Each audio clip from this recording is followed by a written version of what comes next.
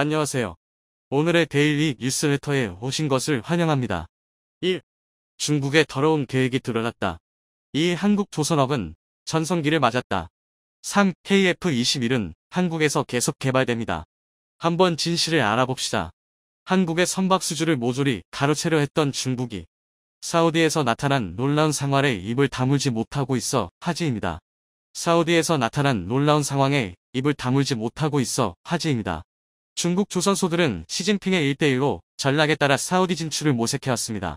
그간 석유까지 대거 사들이며 유조선 수주에 공을 들여온 것인데 하지만 한국 때문에 모든 꿈이 물거품이 되고 있다는 분석입니다. 현재 사우디에서 무슨 일이 벌어졌는지 자세히 알아보겠습니다.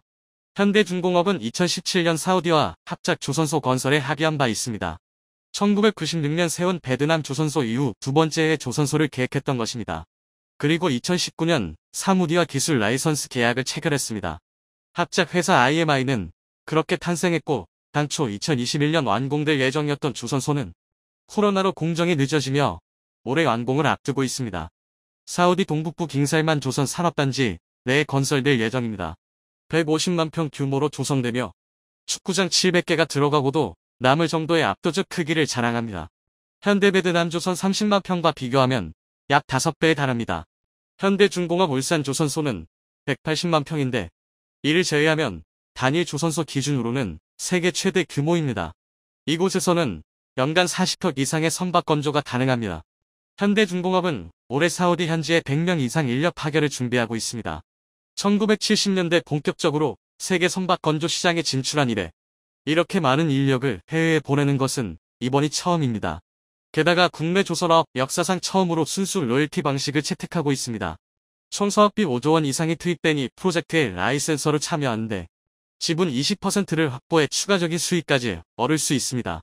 해당 지분의 가치는 1억 3천만 달러에 달합니다. 초기 지분은 10%로 정해져 있었으나 빈살만 왕세자 방한 당시 20%로 늘리기로 합의하며 변경해 했던 것입니다. 사우디 아람코가 지분 40%로 최대 주주이고 아람코의 선박 운영 자회사 바흐리 또한 주요 주주입니다.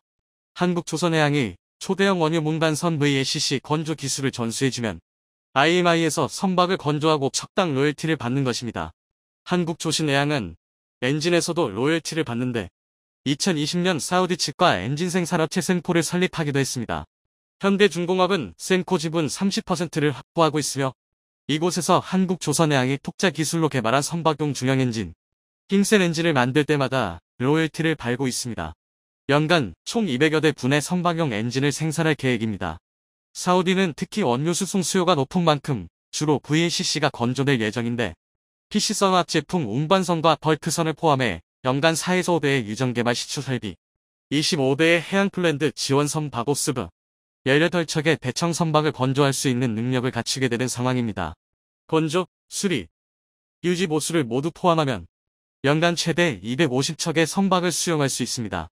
IMI는 이미 아람코로부터 20개의 굴착 장치와 50척 이상의 벌크선 및 VLCC 등을 수주해 놓고 있습니다.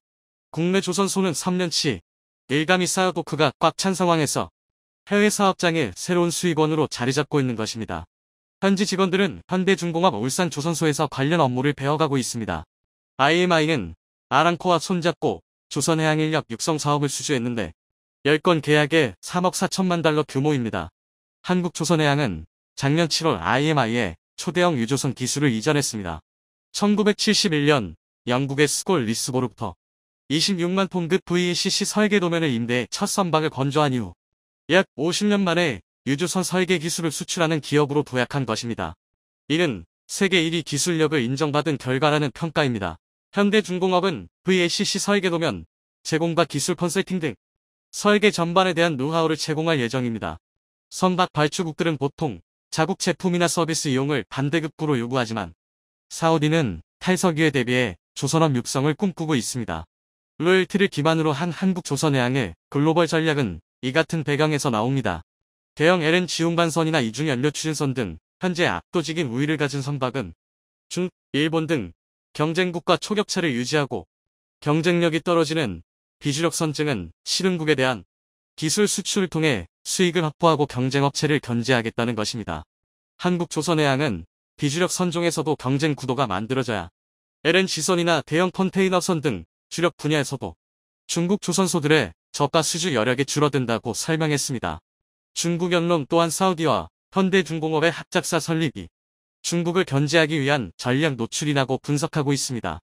이를 본 중국인은 무슨 상황이냐? 며 놀라움을 표했고 글로벌 협력이 대세라는 점을 인정하기도 했습니다. 또한 이제는 사우디의 석유를 사는 대가로 선박 발주를 요구할 수도 없다며 한국에게 기회를 빼앗긴 현실을 한탄하고 있습니다. 현대중공업의 중국 견제 효과는 베트남조선에서도 증명됐습니다. 현대베트남조선은 신조 사업 15년 만에 수주 200척을 눈앞에 두고 있습니다. 노하우 전수와 적극적인 투자로 동남아 최대 조선소로 올라선 것입니다. 최근 아프리카 소재 선사로부터 PC선 2척을 수주하면서 누적 수주 199척을 기록했다고 밝혔습니다. 저가 수주 공세로 한때 국내 조선산업을 괴멸 직전까지 몰아갔던 중국을 견제할 전초기지 역할로 세워진 것입니다. 1996년 현대미포조선과 베트남 국영조선 간 합작회사로 설립됐고 초기에는 선박 수리 및 개조 사업을 하다가 2008년 신조선 사업으로 전환된 후 대박이 터진 것입니다. 2009년 벌크선을 시작으로 모두 157척의 선박을 인도했는데 현대미포조선에서 파견된 엔지니어 60여 명이 상주하며 관리 감독을 진행해 품질을 유지하고 있습니다. 약 30만 평 부지 공장에는 베트남 현지 근로자만 5천 명에 달합니다. 베트남의 조선업이 세계 5위 국가로 올라선 것도 현대베트남조선이 74% 점유율을 차지하고 있기 때문입니다. 수주 증가에 지난해에는 700몬급 골리앗 크레인을 신설하기도 했습니다. 올해 매출 목표는 5억 4천만 달러로 총 13척의 선박을 인도할 계획입니다. 2025년까지는 20척 건조 체제로 성장시킨다는 방침입니다. 그리고 현지에서 다양한 지역 사회공헌 활동을 통해 2018년 베트남 정부로부터 포상을 받기도 했죠. 베트남에선 비용 문제로 수익성이 떨어지는 중형 원유온 반선과 벌크선을 집중 건조하고 있습니다. 이는 중국 조선소들의 주력 선종들입니다. 이런 경험은 사우디 시장 진출에 바탕이 되고 있습니다. 현대중공업은 사우디와 군함을 만들기 위한 MOU까지 체결했습니다. IMI 현지 조선소에서 군함을 생산하기로 한 것인데 군용 선박 엔진 기술력도 양사가 함께 발전시키기로 했습니다. 사우디는 약 3조 원을 들여 호위한 5척 건조 계획을 세우고 있습니다. 현대중공업은 대공, 내항, 대잠, 전자전 능력을 대폭 강화한 호위함 모형 10종을 선보여 그들의 관심을 끌기도 했습니다. 사우디는 군함 건조에서도 로컬 콘텐츠를 요구하고 있습니다.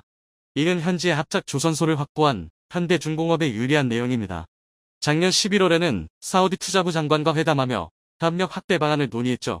사우디는 신흥국들의 조선업 실패 원인이었던 기자재 인프라 확충에도 전력을 다하고 있습니다. 작년 3월 킹살만 단지에 1조 원 규모 두산중공업 주단조 공장을 유치했던 것도 이런 이유 때문입니다. 이는 사우디 최대 규모로 오는 2025년 완공 예정입니다.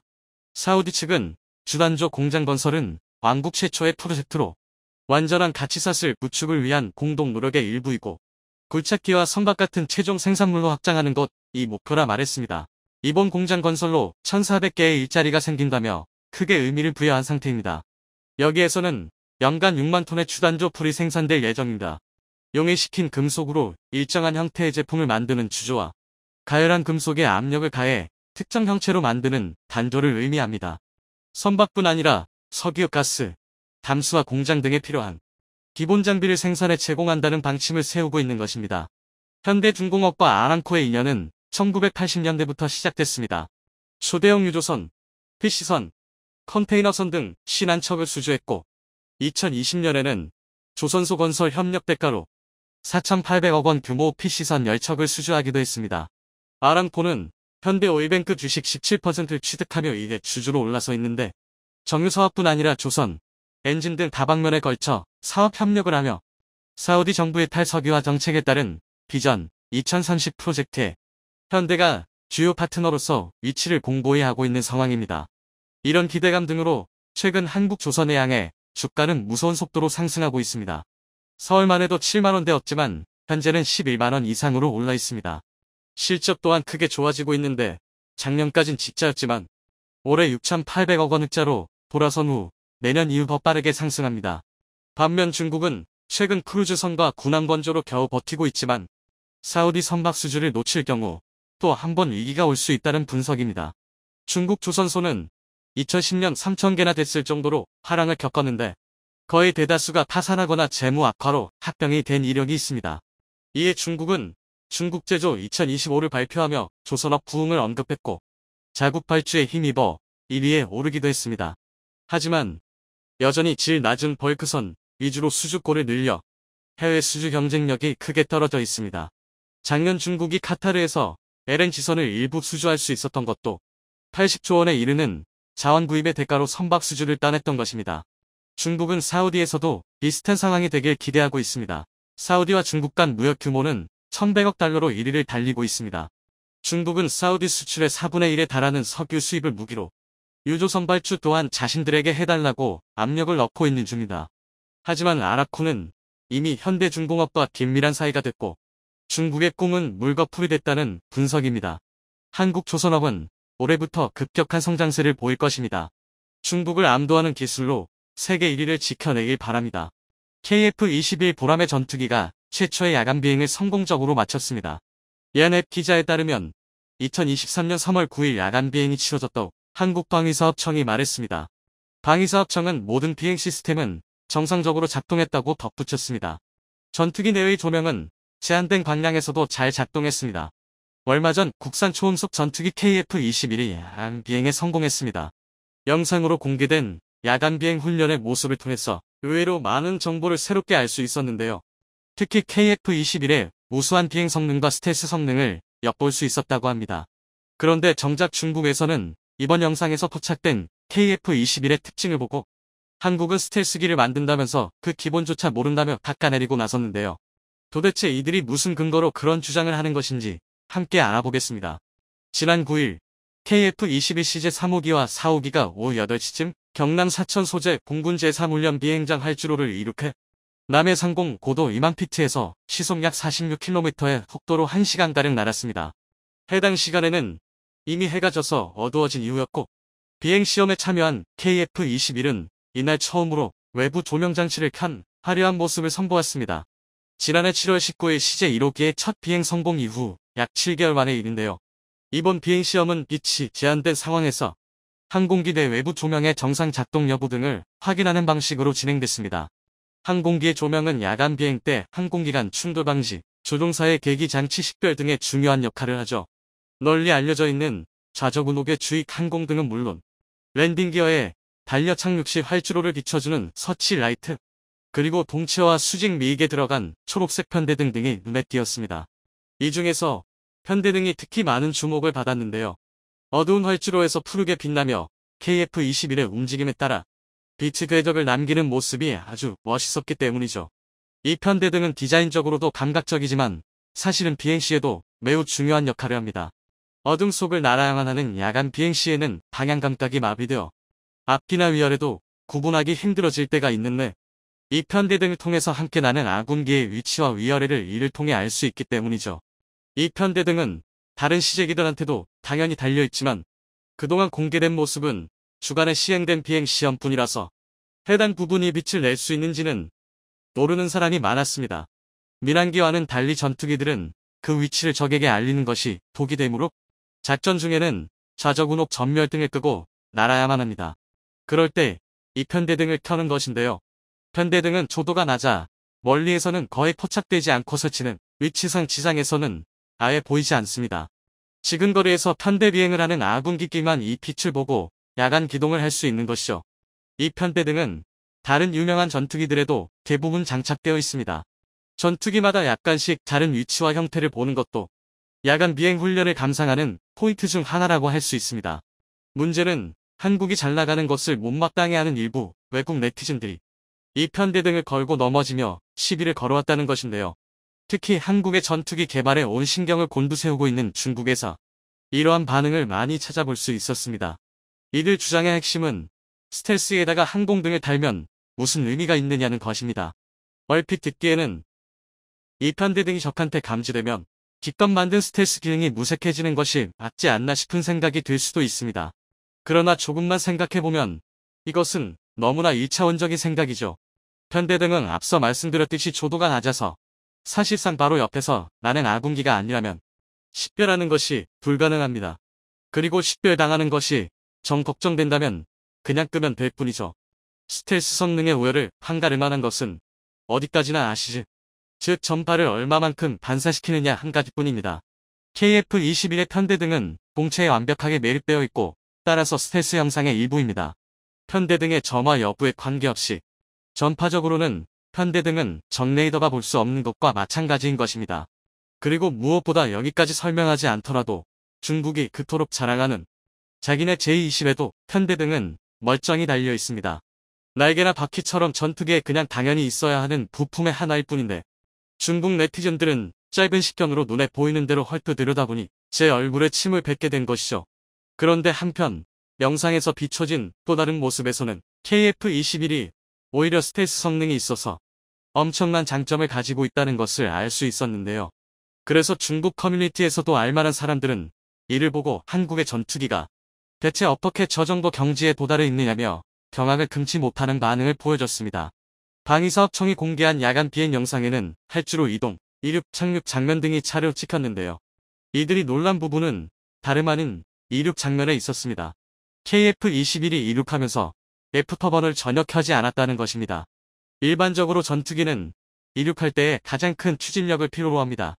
사출기에 보조가 없는 한 순전히 엔진의 힘만으로 쇳덩이를 하늘로 띄워 올려야 하기 때문이죠. 그래서 엔진으로 낼 수 있는 최대한의 추력을 이륙 시에 동원하게 마련입니다. 그리고 현대적인 전투기 엔진의 증가는 바로 F터버너죠. 엔진의 배기가스에다 연료를 추가 분사해서 연소시키면 더 많은 배기가스를 더 빠르게 뱉어내면서 순간적으로 출력이 크게 올라가고 엔진 후방으로 선명한 불꽃을 뿜게 됩니다. 이를 두고 F터버너로 부르는데 연료 소모량이 매우 많고 연비가 나빠지기 때문에 언제나 사용할 수는 없는 기능입니다. 이륙할 때, 전투기동과 회피기동을 할 때, 보조할 때 등 정말 필요할 때에만 잠깐 쓰는 기능이죠. 이 F터버너의 또 다른 단점은 엔진 후방의 불꽃이 적외선을 방사하고 레이더 전파도 반사한다는 것입니다. 즉 스텔스 성능에 흠집을 낸다는 것인데요. 여태까지 공개된 KF-21의 이륙 장면에서는 F터버너 사용 여부를 확인하기 어려웠습니다. 전부 시험 비행인 만큼 F터버너를 사용하지 않아도 될 만큼 활주거리를 길게 가져가기도 했으며 낮에만 진행해서 불꽃을 제대로 식별할 수 없기도 했죠. 그런데 야간 비행 영상에서는 비교적 짧은 활주거리로 날아올랐음에도 F터버너의 불꽃이 전혀 보이지 않았습니다. F터버너를 켜지 않은 일상적인 출력만으로도 이륙이 가능할 정도라는 것이죠.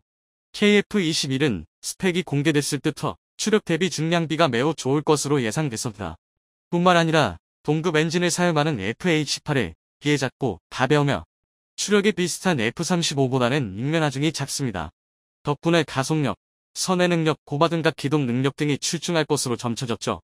그런데 KF-21은 그런 정도가 아니라 엔진 출력이 남아도는 나머지 F터버너도 없이 이륙이 가능한 수준이었던 것입니다. 얼마 전 복자 사옥기의 시험비행 장면을 통해 KF-21의 이륙거리가 매우 짧을 것이라는 분석이 나온 적이 있었죠. 짧은 이륙거리를 F터버너도 쓰지 않고 날아오른다는 점은 상당한 이점입니다. 적 견제가 쉽지 않은 지상과 이륙 직후에 리스크를 최소화시킬 수 있기 때문입니다. 일정 고도에 도달하기 전까지는 실속의 위험이 있어 제대로 된 회피기동이 불가능하기 때문에 전투기는 감지되지 않고 빠르게 발진하는 것이 중요한 덕목입니다. 최초의 5세대 전투기이자 현존 최강이라 불리는 F-22 랩터조차도 이륙할 때에는 F터버너를 사용하지 않을 수 없었고 그 뒤를 이은 F-35 역시도 이 한계를 끝내 극복하지 못했어 아예 수직이 착륙형을 따로 만들어야 했습니다. 그런 점에서 KF-21은 매우 훌륭한 피지컬을 타고났다는 것을 알 수 있죠. 그뿐만 아닙니다. 이륙할 때 F터버너가 필요하지 않다는 것은 공중에서 순항할 때에도 출력이 남아 돈다는 의미입니다. KF-21은 추중비를 비롯한 물리적 특성만 보더라도 유로파이터 타이푼에 버금가는 초음속 순항이 가능할 것으로 예상됐었는데요. 이번에 공개된 이륙 장면을 통해서 여유롭게 슈퍼크루징을 해낼 수 있다는 것이 거의 기정사실이 되었습니다.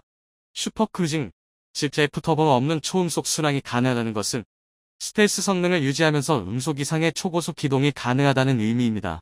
스텔스 전투기를 눈에 보이지 않으면서 전광석화처럼 움직이는 치명적인 비대칭 전력으로 만들어주는 핵심적인 요소가 바로 슈퍼크루징인 것이죠. 이번 야간 비행은 언뜻 생각하기에는 KF-21이 예쁜 불빛을 켜고 비행한 것 정도로 여겨질 수 있는 일이지만 이렇게 한 껍질 벗겨보면 나날이 몰라보게 발전하는 KF-21을 만나볼 수 있습니다. 그리고 그게 반갑지 않은 나라도 있죠. 바로 중국입니다. 일단 중국은 마치 한국 보라는 듯이 KF-21의 야간 비행 3일 만인 10일 자국 항공모함이 산동함에서 제-15 전투기를 동원한 야간 비행 훈련을 진행했습니다. 한국이 한밤중에 전투기를 띄워서 깜짝 선물을 주더라도 대응할 능력이 있다는 것을 보여주려고 한 것이죠. 수-33의 불법 복제판에 불과한 전투기로 KF-21을 막는 것이 가능한지는 둘째치고 말입니다. 중국군의 공식적인 반응 외에도 중국 네티즌들의 반응도 격렬했습니다. 해당 소식에 댓글을 쓴 중국 측 군사 전문가는 한국이 이 항공기의 개발에 매우 진지하게 임하고 있다는 것을 알게 되어 매우 충격받았다고 말했는데요. 한국이 폴란드 등 여러 국가에 무기를 팔면서 조용히 힘을 길러왔다는 댓글에 내가 생각하기로는 항공기의 조립 능력조차 한국이 가진 적이 없는 줄로 알았다며 진심으로 당황한 모습을 보여주기도 했습니다. 그 외에도 애프터버너를 켜지 않다니? 실스 기동성, 슈퍼크루징 및 높은 상황인식 능력을 통합한 세계적 수준의 첨단 전투기가 됐다. 진심으로 감탄하는 듯한 반응도 살펴볼 수 있었죠. 한국 전투기의 눈부신 발전에 중국인들은 상당한 위협을 느끼고 있는 모양인데요. 한국이 앞으로도 꾸준히 KF-21을 발전시켜서 중국이 감히 넘볼 수 없도록 하늘에서 이 땅을 지켜줄 수 있기를 바랍니다. 울릉도 동남쪽으로 백길 따라 200리를 가면 자랑스러운 한국 땅 독도가 자리하고 있습니다. 일본이 쌍욕을 먹으면서까지도 자기네 땅이라고 우기는 한국 땅이죠. 그런데 일본이 독도 영유권을 주장하는 이유로 독도 아래에 매장되어 있는 메탄 하이드레이트가 꼽히는데요. 독도 아래 깊은 바다에는 차세대 청정에너지로 불리는 메탄 하이드레이트가 6억 톤 매장되어 있는데 이를 개발하면 향후 30년간 매년 10조 원 이상의 경제성이 있다고 하죠. 그런데 독도뿐 아니라 제주도 가까운 바다에서 사우디아라비아에 최대 10배 많은 천연가스가 매장되어 있다고 합니다. 그래서 한국이 중국이나 일본보다 앞서 1등으로 찜해뒀는데 중국과 일본의 반대가 만만치 않다고 하는데요. 인류의 역사는 흔히 전쟁의 역사라고 부릅니다. 전쟁을 통해 국가가 흥망성쇠를 거듭하고 전쟁에서 살아남은 국가가 또 다른 전쟁을 일으키면서 전쟁의 굴레를 벗어나지 못합니다. 그래서 전쟁은 희생이 뒤따르기 때문에 예쁜 점 하나 없는 인간의 욕심이죠. 하지만 기술 발전의 측면에서 보자면 전쟁은 기술의 진보를 이끌어냅니다. 2차 세계대전을 종말시킨 핵폭탄은 비록 수많은 희생을 불러왔지만 원자력 발전이라는 새로운 기술을 등장시켰는데요. 그런데 인간이 전쟁을 일으키는 이유는 생명과 직결됩니다. 특히 석유 등의 자원은 국가 산업의 발전을 위해서라도 하다못해 따뜻한 난방을 위해서라도 없어서는 안 될 필수 자원으로 이 석유 덕분에 중동 국가들은 마음대로 힘을 휘두를 수 있습니다. 중동 국가들이 가끔은 과도하리 많지 과격한 종교 문제로 세상을 떠들썩하게 만들지만 이들에게 힘을 실어준 건 아이러니하게도 영국입니다. 산업혁명으로 탄생한 증기기관차는 기계라는 인간 노동력 대체제를 만들어냈고 이때부터 석탄은 산업 발달의 필수 원자재로 등장합니다. 그러나 1911년 영국 해군 제독이던 윈스턴 처칠이 등장해서는 영국의 전함들의 석유동력 엔진을 장착시킵니다. 전 세계 군사력 경쟁이 한창이던 당시 처칠은 독일과의 경쟁에서 우위를 점하겠다는 것이었죠. 석유는 석탄보다 부피가 작을지 몰라도 열에너지가 높았던 관계로 전함의 속도를 높일 수 있었고 이때부터 세계는 석유의 시대로 접어듭니다. 중동 국가들이 석유를 무기로 세계를 쥐고 흔드는 주역으로 등장하게 된 겁니다. 현재까지도 석유의 힘은 상상을 초월합니다. 현재로서는 석유를 대체할 수 있는 에너지가 많지 않습니다. 전기나 수소 등이 대체 에너지로 등장하기는 했지만 전기를 생산하려면 지하자원이 필요하고 수소에너지도 지하자원을 재료로 합니다. 게다가 인간의 이동수단 중 가장 많은 비중을 차지하는 자동차도 석유에 대한 의존도가 높아 석유는 여전히 중요한 에너지입니다. 보통 한국을 두고 지하자원 빈국이라고 이야기합니다. 윗동네 북한은 천국인 반면 그 아래 남한은 지하자원에 있어서만큼은 빈곤하기 짝이 없다는 것이죠. 그렇다면 현재 가장 중요한 지하자원 석유가 한국에도 매장되어 있을까요? 한반도에는 석유가 매장되지 않았다는 것이 정설이지만 이는 사실이 아닙니다. 북한에도 남한에도 석유가 상당히 많이 매장되어 있다는 보고서가 있습니다. 그리고 남한 밑바닥에 매장된 석유의 양은 세상을 뒤바꿀 만한 수준이라고 하죠. 자세히 알아볼까요? 지난 2011년 하지원, 안성기 주연의 제7광구라는 영화가 개봉합니다. 한반도 남단 7광구의 망망대해에 떠있는 석유 시추선 이글립스호에서 벌어지는 심해 괴생명체와 대원들 간의 사투를 그린 SF 영화로 국내 최초로 IMAX 3D로 컨버팅된 영화로 알려져 있습니다. 그런데 이렇게 공상과학 영화로 만들어지기에는 제7광구가 가지는 의미가 너무 깊습니다. 바로 한국이 세계를 쥐고 흔들 만한 석유가 매장된 곳이 바로 이 광구니까요. 지난 2018년 10월 29일 중국 군용기 일대가 이어도와 가까운 제주도 해역을 지나 한국의 방공식별구역을 침범하는 일이 발생했습니다. 중국 국적의 비행기는 방공식별구역을 침범한 후 한반도 가까이 진입해 강원도 강릉 동쪽까지 북상했었죠. 이 소식을 들은 국민들은 처음에는 도대체 이게 무슨 일인가 싶어 놀라기는 했지만 중국의 의도를 정확히 알지 못했습니다. 이 방공식별구역 침범은 과거에도 있어왔고 앞으로도 더욱 노골적으로 진행될 고발입니다. 그렇다면 중국이 한국의 방공식별구역 이어도까지 날아와 강원도 강릉까지 찍고 갔다는 것은 무엇을 의미할까요? 이는 앞으로 본격적으로 이어도를 영토 분쟁 지역으로 몰고 가겠다는 의미입니다. 이어도는 한국에게 있어서 산유국으로서의 지위에 가장 중요한 지역입니다. 이 작은 섬은 제주도민들에게 조금만 위험을 무릅쓰고 배를 몰고 나가면 만선의 꿈을 이룰 수 있는 꿈의 어장이었는데요. 제주도 서남쪽의 마라도에서 남서쪽으로 152km, 중국의 퉁타오에서 245km, 일본의 도리시마에서 276km 떨어진 이어도는 정확하게 말하면 수중암초입니다. 쉽게 말하면 파도가 잔잔한 평상시에는 볼 수 없지만 파도가 심해지면 주변 바닷물 색이 하얗게 변하면서 그래서 백해라고도 불렀습니다. 그러나 파도가 칠 때만 드러나는 특성상 섬이라고 부르기에는 애매하기는 하지만 한국의 관할 수역입니다. 한국 정부는 1952년 대한민국 인접해양의 주권선언, 일명 평화선을 선포하면서 이어도를 한국의 관할 수역으로 포함시켰습니다. 그리고 2003년에는 이어도 위에다 한국해양과학기술원이 종합과학기지를 설치했고 지금도 7명의 연구원들이 생활하고 있습니다. 우리 영토로서 큰 문제가 없다는 뜻이죠. 그런데 일본은 센카쿠 여도를 자기 영토로 편입했을 당시부터 이어도의 중요성을 간파했던 것으로 보입니다. 왜냐면 이미 1938년에 이어도 위에 인공구조물을 설치할 계획을 세웠기 때문이죠. 일본인들의 치밀함은 혀를 내두를 정도입니다. 반면 중국은 1963년에야 비로소 이 해역을 측량하고 조사하면서 이를 일방적으로 중국의 영토라고 선포했습니다. 일본도 중국도 한국의 관할 수역인 이어도를 자신의 영토라고 부르는 이유가 있습니다. 바로 여기 아래에 세계 최대 규모의 유전이 매장되어 있기 때문입니다. 지난 1968년 유엔 아시아개발위원회는 동중국해 대륙붕의 자원 탐사를 한 적이 있습니다. 당시 보고서에서는 타이완에서 일본 오키나와에 이르는 동중국해 세계에서 가장 많은 매장량이 석유 자원이 묻혀있을 가능성이 높다고 주장했습니다. 그리고 한참 지난 2004년 미국의 국제정책연구소 우드로 몰슨 센터가 발표한 보고서에서도 동중국해 천연가스 매장량이 사우디아라비아의 10배에 달할 것이라는 구체적인 주장까지 나왔는데요. 이미 1952년에 한국 관할 수역으로 포함시킨 상황에서 박정희 전 대통령은 제주도 남쪽에서 일본 오키나와 앞에 이르는 7광구를 한국 땅이라고 선포해버렸습니다. 그런데 지도상으로 7광구의 위치를 보면 일본 쪽에 더 가깝게 붙어 있음에도 우리 땅이라고 주장할 수 있었던 것은 당시 국제해양법 덕분입니다.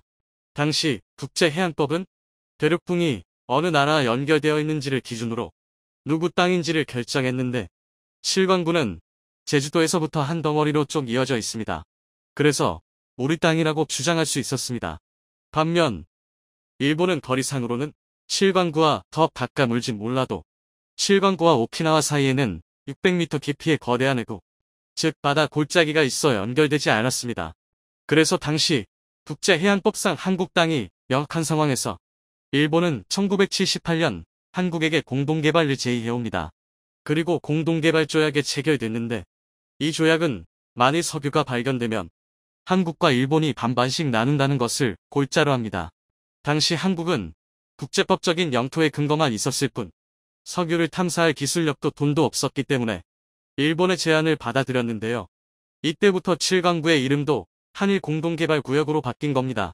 그리고 1980년부터 한일 양국은 담사를 시작했고 시추에 이르렀는데요. 시범적으로 7개의 시추공을 뚫었고 3개의 시추공에서 적은 양이기는 하지만 석유와 가스가 발견되기도 했습니다. 이 소식이 알려지면 이제 한국도 산유국 부자나라가 된다는 꿈으로 부풀었고 당시 가요 중 제7강구가 검은 진주라는 노랫말이 나오기도 했죠. 그러나 거기까지가 끝입니다. 1986년 일본이 갑자기 개발 중단을 선언하고는 철수해버렸죠. 뜬금없는 일본의 철수에 당황한 한국은 단독으로 개발을 추진했지만 불가능했습니다. 왜냐면 1978년에 체결한 조약상 담사와 시추는 반드시 양국이 공동으로 수행해야 한다는 조항이 있었기 때문이죠. 한국이 단독으로 개발하려고 해도 일본이 안 하겠다고 물고 늘어지면 할 수 없는 조약에 체결한 겁니다. 이후 현재까지 30년이 넘는 시간 동안 시추는커녕 탐사도 한번 제대로 해보지 못하고 허송세월을 흘려보내고 말았는데요. 당시 일본이 개발 중단을 선언한 이유는 경제성이 없다는 것이었지만 여기에는 일본의 야비함이 숨어 있습니다.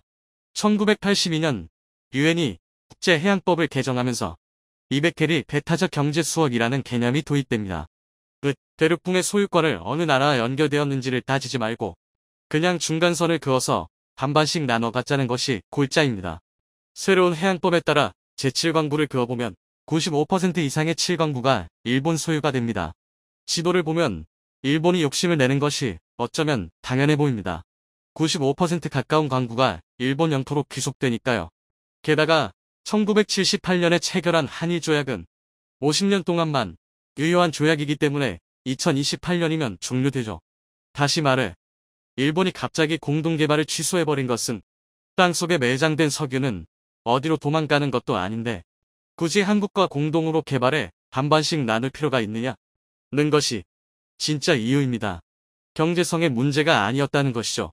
이후 일본은 경제성이 부족하다는 이유로 7광구 개발을 원천적으로 봉쇄시켜버렸는데요. 일단 한일조약에 따라 어느 일방이 반대한다면 개발할 수 없습니다. 1986년에 일본이 일방적으로 공동개발에 응하지 않으면서 7광구의 소유권이 일본으로 넘어갈 위기에 처하자 한국 정부는 지난 2020년 1월 한국이 독자적으로 개발하겠다고 일본 정부에 전달했습니다. 석유공사를 개발사업자로 지정하고 일본 외무성에 통보 절차를 받기 시작했죠. 조약 만료 8년을 앞두고 마지막 승부수를 띄운 것이고 아직까지 일본은 명확한 답변을 내놓지 않은 상태입니다. 1970년 박정희 대통령 시절부터 시작된 산유국의 꿈은 지난 2004년에 이루어졌습니다. 바로 물산 앞바다에 자리한 동해 1가스전이죠. 이 가스전은 1998년 7월 탐사 시추에 성공한 대한민국 최초의 가스 유전으로 채굴 가능 매장량은 LNG 기준 500만 톤으로 알려졌습니다. 2004년 천연가스와 초경질 원유를 생산하면서 기름 한 방울 나지 않던 한국도 산유국의 대열에 합류하게 됐죠. 이 가스전에서 채굴한 가스와 원유는 해저배관으로 받아 수분을 빼는 등의 가공 과정을 거친 후 물산 일대의 가정과 기업체로 보내지는데요. 이 동해 1가스전은 대륙붕 담사부터 개발, 생산까지 100% 독자적인 기술력으로 이루어낸 성과입니다. 비록 올해면 가스전이 고갈되어 소멸되고 말지만 이 성공 덕분에 제7광부가 더욱 아쉬워집니다.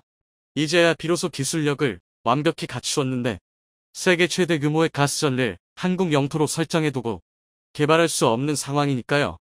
한국이 일본과의 제7광부 줄다리기에서 승리하려면 어떤 전략이 필요할지 기민하게 고심해야 할 상황인 듯합니다.